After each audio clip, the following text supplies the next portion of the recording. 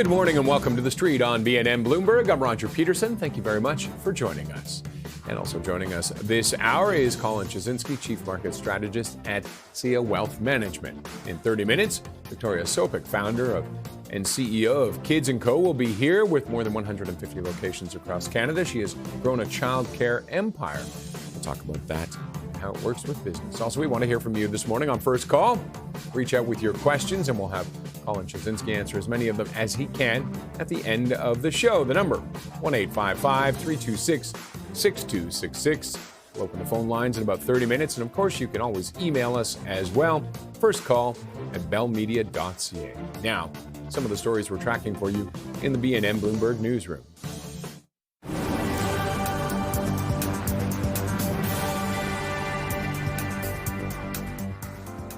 Canada and India have pledged to expand trade in oil and gas. This pledge comes after a lengthy diplomatic chill between the two countries. Canada will ship more and more quantities of crude oil and liquefied natural gas, while in return, India will send more refined petroleum products. The Canadian energy minister says these talks show the country is committed to diversifying. Shares of UPS, I want to say shares of UPS are up in the pre-market after the shipping company forecast full-year sales above analyst estimates. You can see it's up about 3.67%. The company is projecting more than $89 billion in revenue, coming in more than $1.5 billion over projections. The outlook comes as UPS carries out a new profit-boosting plan. It saw them cut deliveries from their largest customer, Amazon, citing it as not profitable enough.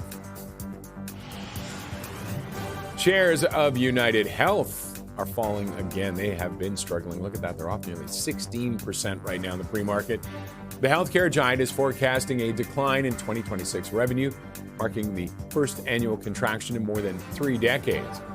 The U.S. has planned to hold payments flat for private Medicare, adding pressure to the insurer. The American company is also shedding insurance membership, divesting overseas assets, and shrinking its U.S. footprint for some areas. On the upside, United Health's profit outlook came in slightly above estimates. And that is part of our top line story. Earnings season has kicked off. United Health, one of them. UPS as well, we heard from. American Airlines, GM, Boeing. Here in Canada, Metro, all reporting this morning. To dive into the numbers, let's bring in Colin Chazinski, Chief Market Strategist at SIA Wealth Management. He'll be joining us for the hour. Colin, thanks as always for joining us. Thank you. Good morning. All right, let's start. There's a range of coming in here and a mixed numbers too. But United Health, let's get your thoughts on that and what they saw. They are struggling today, though. That one was particularly disappointing, and especially when we look on a relative basis, when we look at how many companies are out there today forecasting the strong revenue growth, strong earnings growth for the coming year, that expectations for the economy are fairly robust. So for someone to come out and forecast a decline in revenues is really disappointing to a lot of investors, and we're seeing with the fact that it's down 16% pre-market, people are voting with their dollars and going elsewhere because capital is always seeking growth. So when there's not growth, then it's more of a value play, and still have its core investors, but the growth investors move on to the next thing. And are you seeing anything in the charts there to indicate that this may change?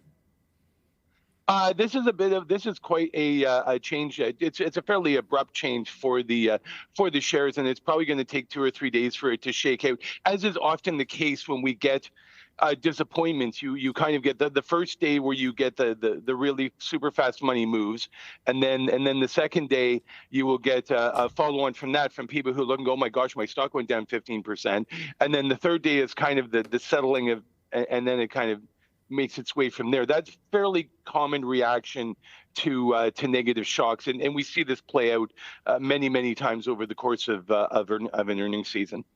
Okay, let's go up in the air. We heard about UPS, but let's talk about American Airlines and Boeing. Your thoughts on what you saw for them and so what we've seen so far, and as we start to digest those numbers. We'll start with American Airlines. Sure. So they were a little bit soft on some of their numbers, but nothing too excessive. The stock's only down a little bit.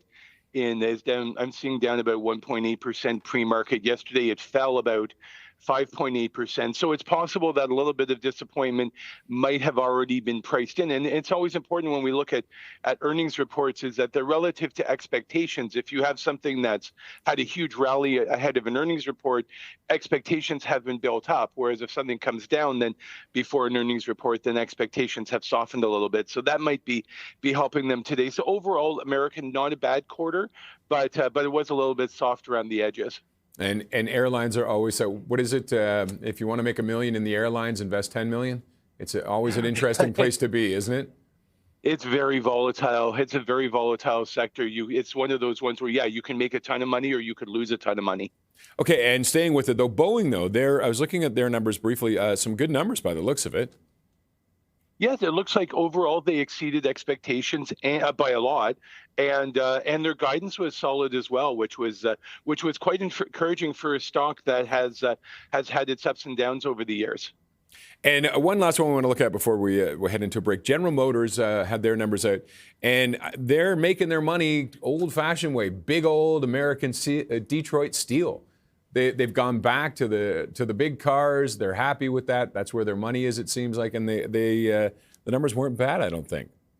No, there's demand and they're meeting it, and the stock has responded really well, up almost 4% pre-market. I will note GM is a stock we do hold in our portfolios, and it's been acting really, really well on a relative strength basis. And this is a good sign for the auto sector, especially amid all of the turmoil around tariffs around the world, not just here in North America, but elsewhere as well. So to see GM come out with a solid quarter is really encouraging.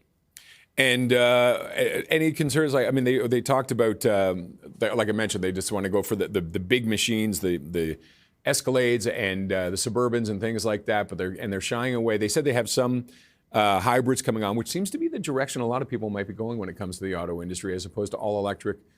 People like that mix, don't they? Do you think they can stay ahead of the curve on that? So far, it's looking pretty good. I mean, there's going to be competition. I think the biggest thing with the electric vehicle space in general is there's going to be competition. Everybody is going to be playing in it, and I mean, yes, there will be winners and losers, but it's gotten to the point where it's getting to be a big enough market for everybody to play in. Okay, Colin, stick around. We've got lots more to talk about, but we're going to take a look now at the markets before the bell.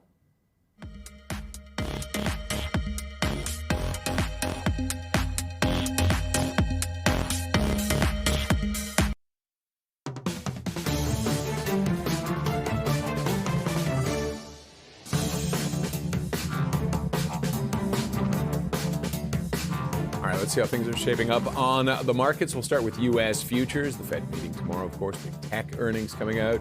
Some macro data playing on the markets right now. You can see the Dow is off by about a half, but the NASDAQ closing in on record territory. It's up 5.63. We'll see what happens when the bell rings, of course. And then the S&P 500 cracked 7,000. Stay above it when it closes. It has topped 7,000 recently, but then dipped below for the close. It's up about a quarter point right now.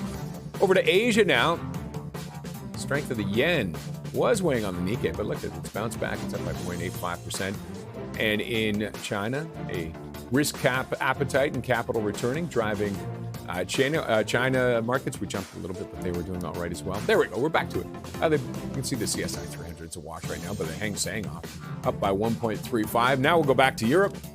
Kind of ruined the surprise, but let's see how they're doing right now. You can see FTSE's up by 0.44. CAC 40 bouncing back 0.41%. German DAX. It's about a wash right now. Of course, Puma surging on news of a large sale of shares to Anta Sports there. And the TSX now. It had an off day, but that's a relative thing. It actually was up by 0.16%, but still closed at its second highest ever after earlier this month. Banks, some industrials, tech names pulling the market down. So I think for most people right now. And some of the winners and losers, let's take a look. No surprise, gold, mining, driving it there. Nova Gold up 5.5. Ivanhoe up by 4.5. Energy Fuels going the other way, up by 8.5. And Bombardier off by 9 1/3 as it struggles. And this is what's fueling so many things. Gold has calmed down a little bit. It's neutral today, but still up well above 5,100 right now.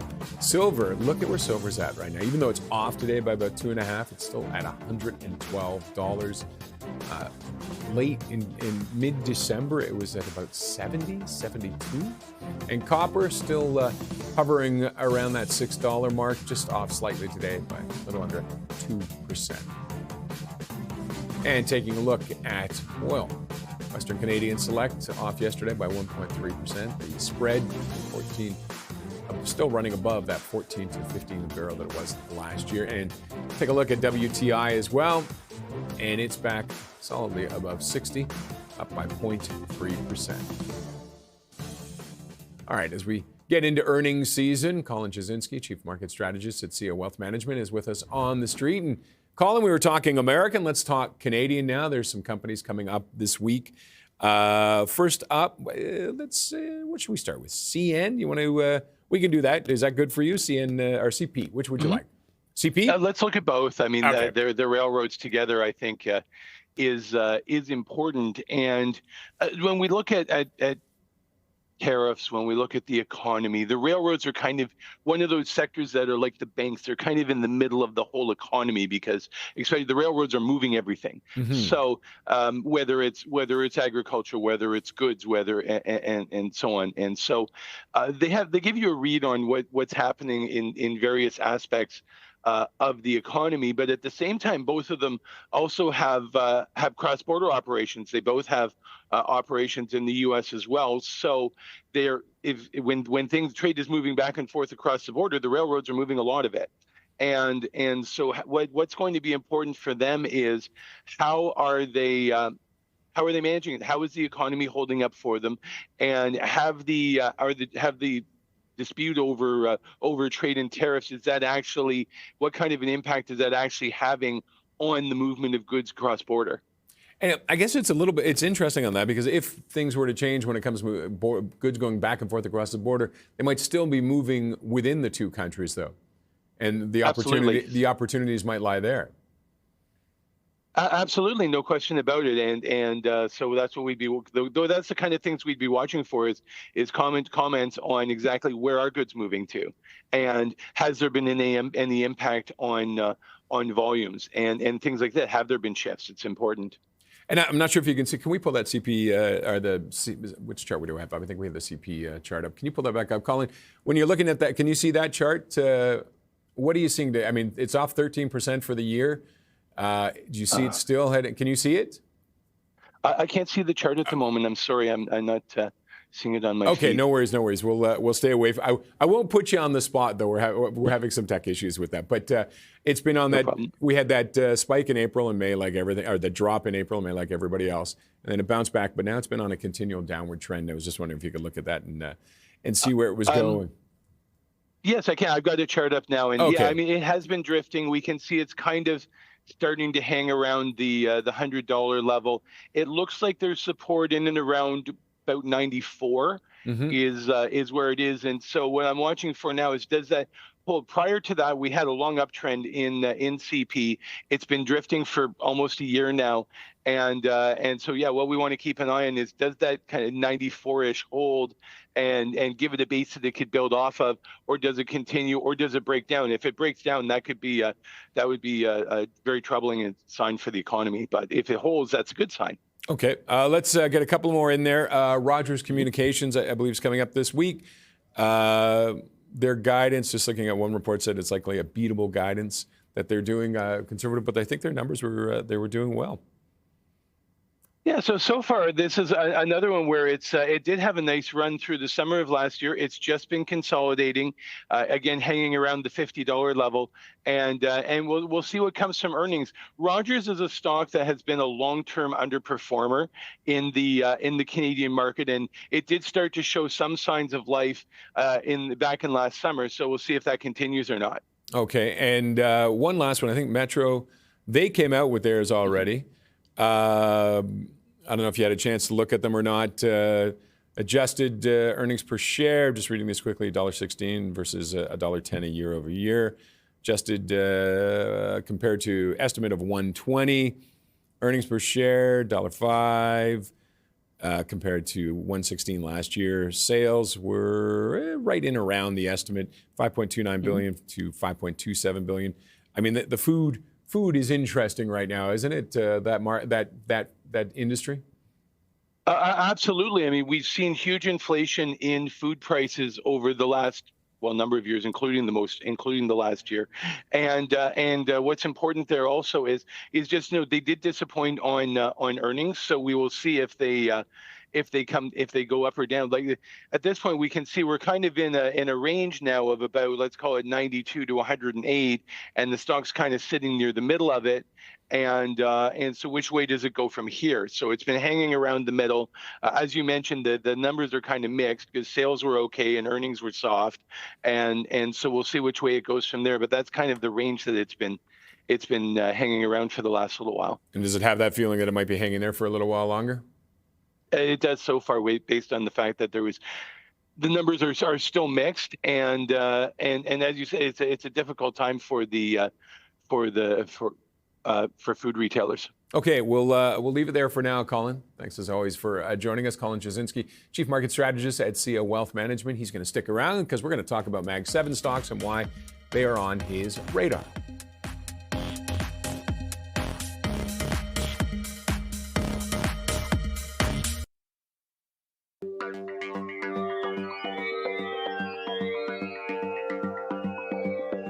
Time to see what's on the radar for Colin Jasinski, Chief Market Strategist at SIA Wealth Management. Colin, the Mag 7.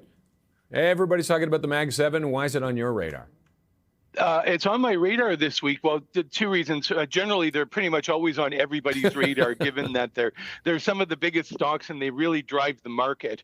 But what's important is this is Big Cap Week, and we have 4 Mag 7 stocks reporting this week. There's Tesla, Microsoft, Meta, and Apple, and so between the 4 of them, and then next week is Alphabet and Amazon. So it's the next couple of weeks really busy time for earnings reports, and this is important because something we've seen with the Mag 7 of late is that they were the stocks that really drove the bull market last year. Mm-hmm. However, in the last few months, we've seen them quietly backing off. And this is not unusual in a bull market, whether it's for a sector or for the overall market. The big caps take the lead. And then as it evolves, then people take the profits in their big caps that have had a big move and they redeploy it out into the rest of the market. So it's actually a sign of a healthy market that it's not concentrated in the few big cap stocks, that the capital is getting spread around. We've seen good moves up in mid caps and small caps, and even let's call it the big caps that aren't absolutely humongous, right? Even the S&P 500. So it's generally a good sign, as we can see as we've rotated through these charts. On a relative strength basis, heading into this earnings season, Tesla has been the strongest of the group, and more as we can see from this chart, in the case that it's held on to their gains more than some of the other names, but it has still been choppy. But so we'll want to see, and in fact, we just as we just spoke about in the previous segment about hybrids and electric vehicles, and GM as a traditional automaker having done well, is how is Tesla in particular going to operate and manage in an environment where there are more competition and there are more players and there's more big players. The auto companies have deep pockets and can compete with a Tesla. And where are they competing? Are they trying to compete in electric cars, or in trucks, or in hybrids, or which markets are they seeing competition, and how is that changing and evolving?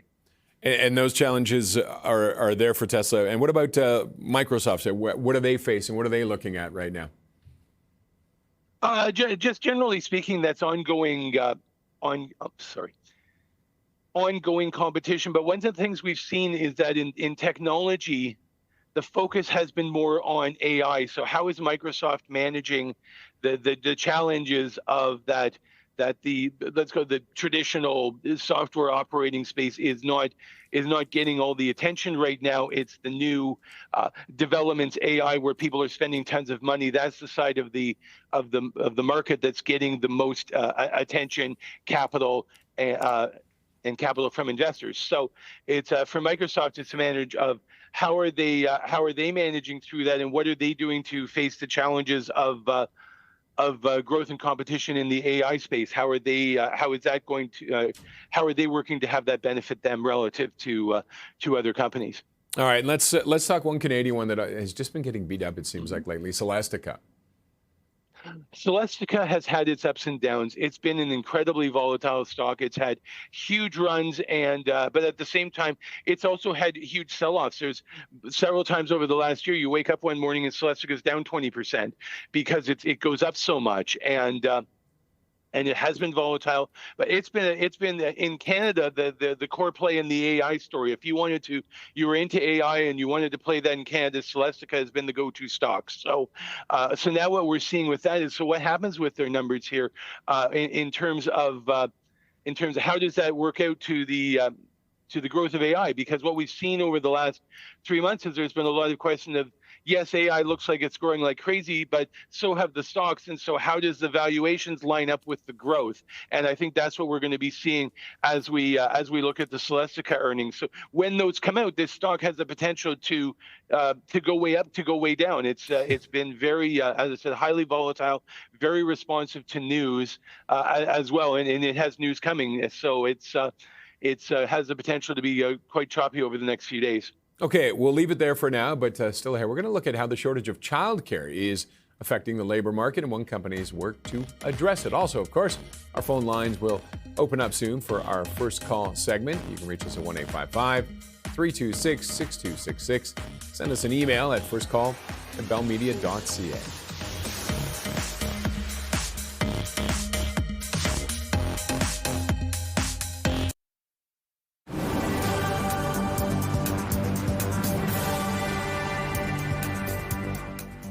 Canada and India have pledged to expand trade in oil and gas. This pledge comes after a lengthy diplomatic chill between the two countries. Canada will ship increased quantities of crude oil and liquefied natural gas. In return, India will send more refined petroleum our way.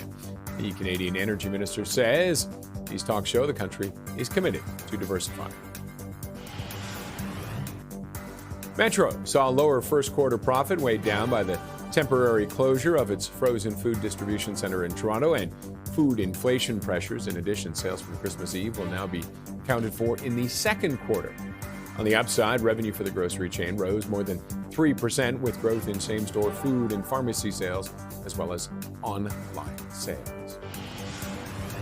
Lacasse intends to sell part of its stake in Cogeco Communications. The 11% will generate about $229 million. The investor says it continues to have confidence in Cogeco and the direction it is taking. The Quebec-based company also says the funds generated from the sale will be used to support and grow Quebec companies. Looking at the markets, it is a bit of a mixed bag right now. You can see the NASDAQ up over 26,000, but the Dow off by 0.55% right now. All of them hovering around record territory or close to. The S&P 500 as we get ready to head into the trading day is up by 0.22%, looking to crack or stay above the 7,000 mark. It had topped it in intraday, but has not closed above it, so it is looking close to be doing that. You can see the NASDAQ is up over 26,000 as well. Well, as demand for childcare outpaces supply, businesses and families are looking for new solutions. One company answering the demand is Kids & Company, with more than 150 locations across North America. Here to talk about that rising demand is the CEO of Kids & Company, Victoria Sopik. Victoria, thank you very much for joining us today. Thank you for having me. Okay, what makes your company unique? How are you working with companies to provide daycare? You know what? Kids & Company is almost 25 years old. Next year's our 25th anniversary. And so for that period of time, we've been working with companies to provide childcare. Companies become corporate clients. It's pretty low cost. It's kind of like having a membership at a golf club or a Good Life. And then we provide guaranteed childcare backup and also regular childcare for their employees. And it must be striking a difficult balance, because I imagine it's ebbs and flows at companies for the kids that are needing this, the demand for it. Yeah, it does. I mean, people in Canada have a really long mat leave, right? It's usually a year. And so we know in advance. We try to get them a spot within 6 months. So once they've, had the baby or they're expecting the baby, we can plan it. And it's a little bit like a doctor booking in for an appointment. We book people in. We have like a massive online portal. We book people in, and they know they're going to have a spot for childcare. Like right now, we're booking for next September. So we have 3,000 spaces that we're securing spots for next September. So it's great comfort for parents, because many times you hear about them being on a wait list, not knowing if they're going to have childcare. And so for us, they can have that guaranteed spot with us, and they know they have it. All right. And Colin, you're like me. Kids are grown, but you've got questions as well. Yeah. Yes, absolutely. And so that sounds like it's changed quite a lot from the way it was a number of years ago. Perhaps you could tell us about how daycares have evolved and changed, I guess, both in terms of you spoke to the getting involved with companies, but also in terms of the experience for children. Yeah, no, it's a great question. And I think what's most important is with technology. We've had a technology platform for, maybe the last 10 years or so. The parents log in, they apply for their child to attend. They can, pay online. They have access to cameras where they can watch their children all day long. They get reports about diaper changing, and most importantly, what their child's learning. So are they learning about colors, about artists? What are they working on? And it's all delivered to them during the day, throughout the day at real time. And then they can save it and access it. So it's like a portfolio of pictures of their child as to what they've done in childcare. So it's a great change, and it allows, as I say, the corporate clients to feel comfort in knowing that they have this for their children. We also have something called an emergent curriculum, which is a curriculum based on the cues of the child, how they learn. And that's new and different from when, you and I would have gone to childcare school when it was very theme-based. So it's very different. It sounds like any company, you have to be evolving to stay ahead of the curve. 100%, yeah. And childcare was one of the last things. I think there's still some what I would call old school childcare that were, it's more pencil and paper. They have their waiting list where you would hear about, oh, I'm going on a childcare waiting list. We're lucky we've been able to be very new and innovative. Even now, I still feel that we're new and innovative. And we have 5,000 employees and childcare across North America. And so we're very lucky to be able to have come in, and we copied a few companies, to be honest, in the U.S. that were doing, there's something called Bright Horizons, a large company that's doing corporate childcare. And we realized there was nothing like that in Canada when we started, and that was, in 1999, so a long time ago. Colin? Oh, yes. And also I'm sorry, I just had another question for, all right, I'll jump in here. I forgot. I apologize. No worries. I've had this happen, Colin, all the time. Don't worry about it. I just want to. What's it like trying to cater, because you're a larger company? What's it like? Are you using AI, and is it helping you cater to different regions and different locations? Yeah, it's so interesting. We're trying to learn more and more about it, and we're trying to obviously use AI to help us market and, get information in the hands of the right parents. We have, robust summer camp programs and camp for older children. And so we're trying to use that to help us with our digital online advertising, with our messaging, and also with our communications to parents. But, it's all about understanding more and more what it can do for every business out there, I think. So it's a great question. The other thing that I was going to, I guess, say is that, childcare it's become very, for us, the really new and innovative thing is having childcare become a benefit for employees because of the companies they work for. And that's something that, prior to that, it was we don't tell you where to go to the dentist. We don't tell you where to go to the doctor. Why would we tell you where to go for childcare? But we changed that. And that's what we're really proud of. 25 years ago when we started going to companies, we started saying to them, you care about where your employees go for childcare, or not where they go, just that they have childcare. Because if they do, then they'll come back to work after mat leave. And you invested a lot of time and energy in this employee, so you want them to be back. And there was a huge lack of childcare, and as you may recall from when your kids were young. So being able to meet those needs was a significant win for us. Thank you. And it really engages the companies too, and probably and helps build loyalty between the company and its employees. 100%. And the only thing is, if there's a problem, which obviously can happen when you have, thousands of people, thousands of things, we don't just hear from the parent, we also hear from the company. So it makes us double responsible, which is a good ladder to be on or whatever. Thank you. And I imagine, I mean, everybody's talking about AI, but the reality is you're a bricks and mortar. You know, Yes. kids aren't in the interweb, so but you just can't ship them off to a website. How do you manage those expenses?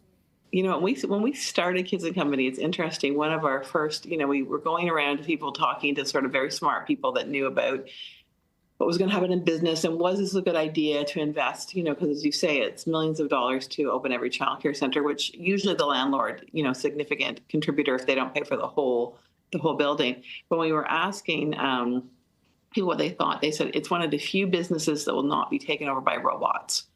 And I was reading online about doctors and surgery being done by robots, and that just the other day, and it was reflected for me, and I thought it's true. We won't be able to have children taken care of by robots, so maybe it will be one of the holdout industries. Well, you've clearly never seen the Jetsons, though. Okay, Victoria, we have to go now, but thank you very much. Thank you for having me. Thank you for joining us. We appreciate it. Victoria Sopik is the CEO of Kids and Company. Still ahead, the European Union and India concluding a free trade agreement after nearly 2 decades of negotiations. We'll get into the details after the break. And, of course, our phone lines are open. Colin Blazinski, Chief Market Strategist at SIA Wealth Management, is taking your questions. Call us at 1-855-326-6266. Email firstcall@bellmedia.ca.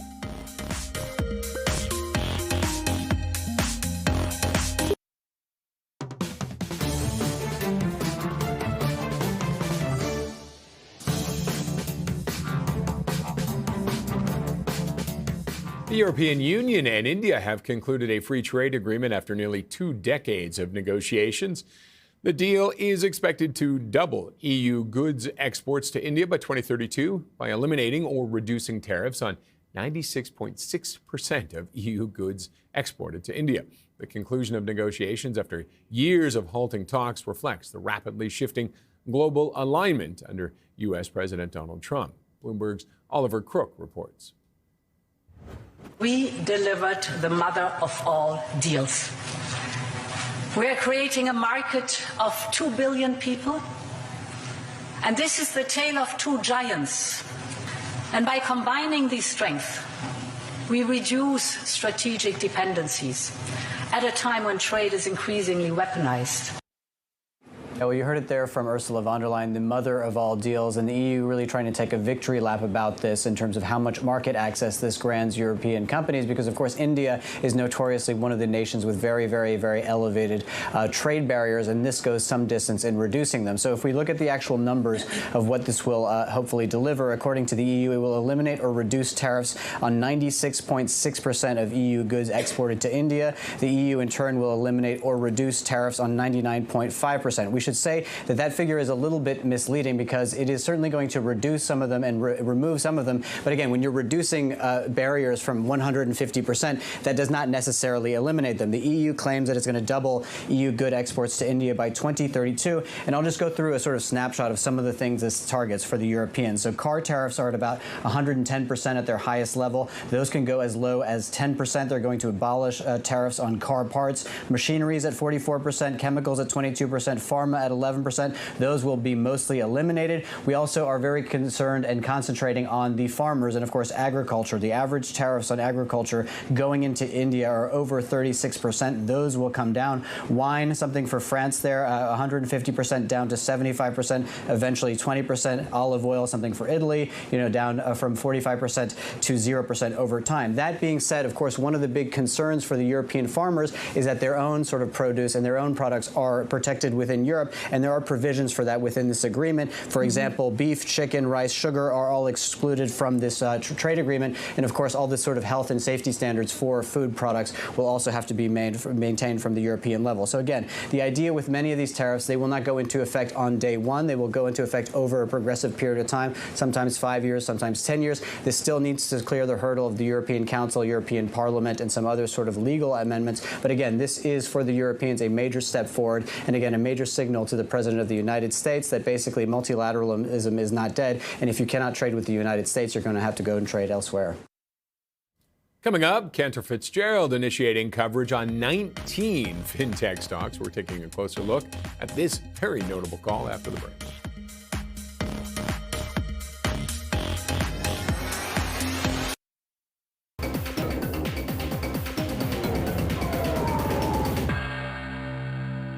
we're going to take a look at some of the notable analyst calls and recommendations for today. Get yourself comfortable. There are a few. Okay, MasterCard, Visa, Coinbase, Robinhood, and Block are named top picks at Cantor Fitzgerald as the brokerage initiated coverage on 19 fintech stocks.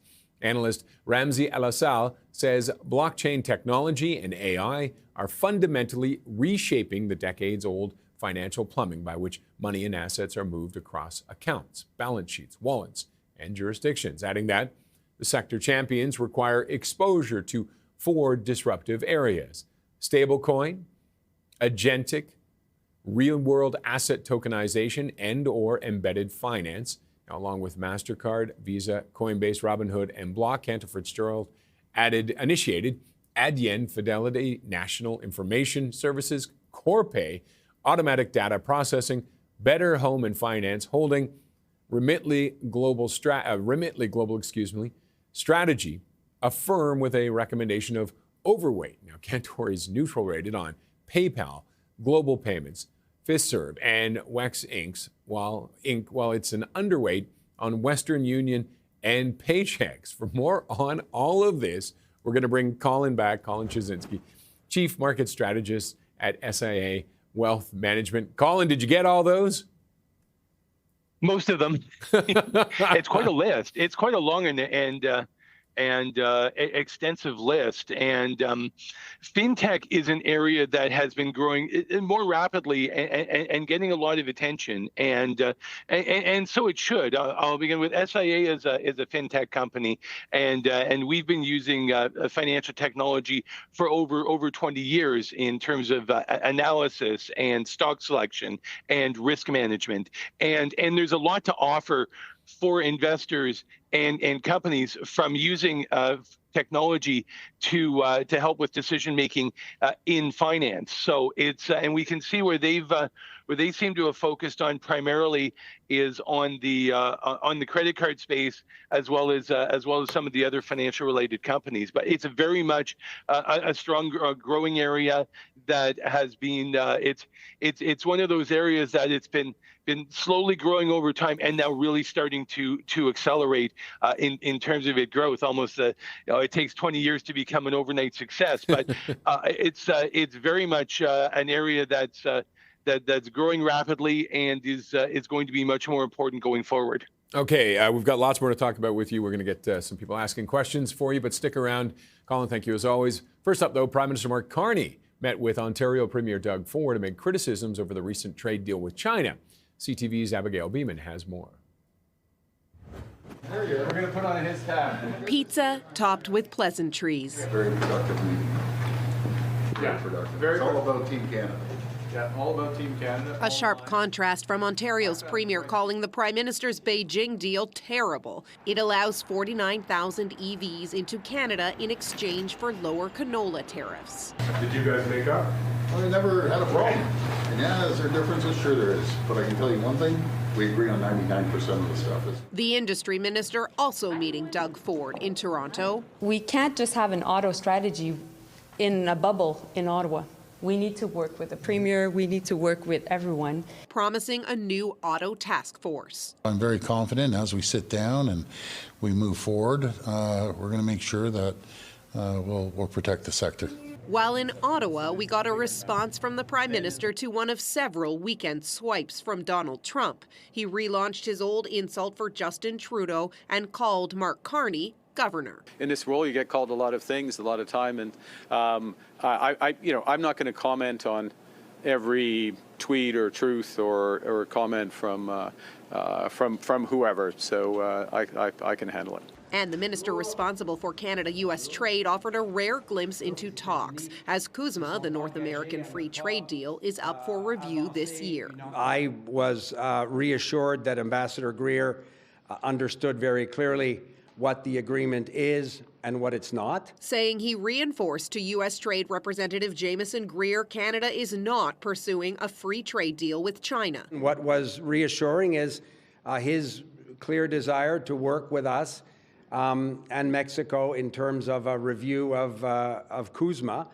Dominic LeBlanc says he and Greer will be speaking again later this week and talked about meeting in the next few weeks.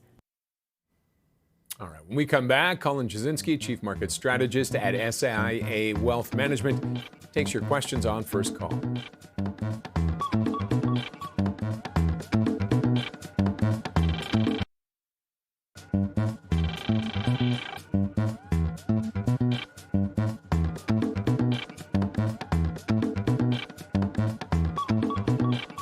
All right, time for First Call, first email as well. And Colin, this email is from Carl. It says, may I have your opinion on Nutrien? It is breaking into new highs. What upside down do you see for the stock? I think is what he's trying to say there. What upside do you see for the stock? Colin, now that I've read that. Nutrien.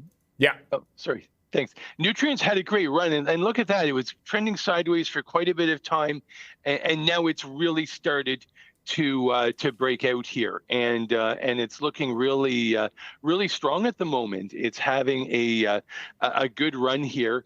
As I'm looking back at prior resistance levels, there was one about 101.50, but then the next one is up closer to 115. It's a stock that has spent quite a bit of time base building and consolidating. So it looks like overall it's right now climbing in what I call a staircase pattern. It rallies, then it consolidates, and it rallies, and then it consolidates and keeps going. And so it's in a really nice accumulation trend here with some technical upside. And what's driving? What's making you think you'll see resistance at, what is it, 101 and 115? Yes, so the 101 was a previous high back in 2023. It had tried to rebound into there when it was on its way down. That's also just slightly above the 100 level, a big round number where sometimes people pause and reflect on moves. But overall, it's and then after that, the next previous high was up around $115, which was where it was peaking back in the summer of 2022. Okay, let's get on to this next email. It's from Mike.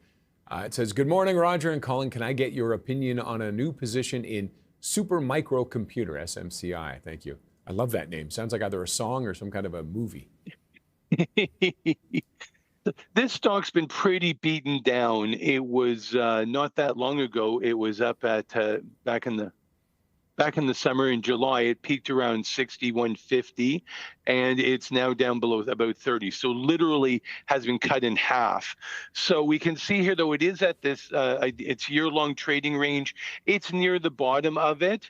So it looks like it has probably more or less stopped going down, but it hasn't started going up either. So what we watch for with something like this is it just going to drift sideways around 25, 30 and continue building a base, or is it actually ready to break out? And at this point in time, it's a question of really more of time and patience, in that it looks like it stopped going down, but it hasn't started going up. So the question is, how long might it take for it to start going up? It's hard to say. So it's one there. If someone was going to accumulate, you'd be looking to just be kind of chipping away as at value at this point, because it hasn't quite turned up yet.